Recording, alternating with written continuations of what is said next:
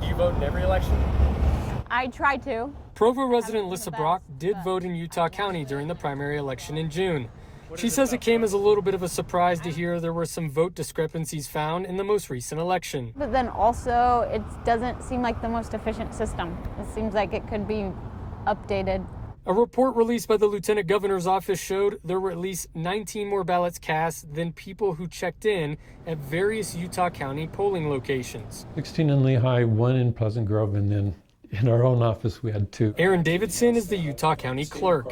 He says they implemented a new practice in the county called fast cast voting. It allows the voters to fill out their ballot at home and bring it to the in-person polling locations while showing their ID and signing the poll pad. They had this 2-step process, and somehow some of the voters skipped the second process and put their ballots into the voting machine without being fully checked in. So they were legitimate ballots from the perspective of the voter. In order for the method to work, the Lieutenant Governor's office says a key security feature must be disabled.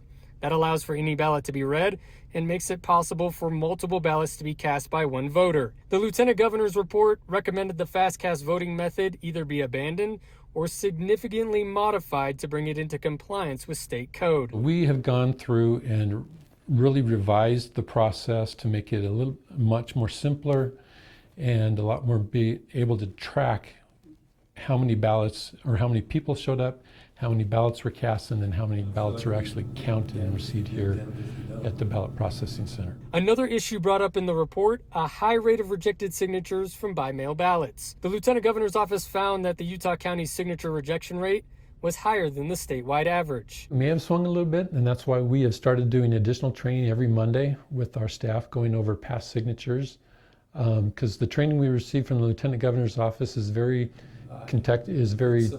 textual. Well, Davidson tells me they did accept the recommendations from the Lieutenant Governor's office and are working to implement all of them.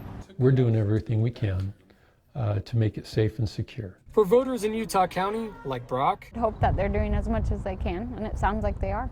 in Provo, Chris Arnold, Fox 13 News, Utah.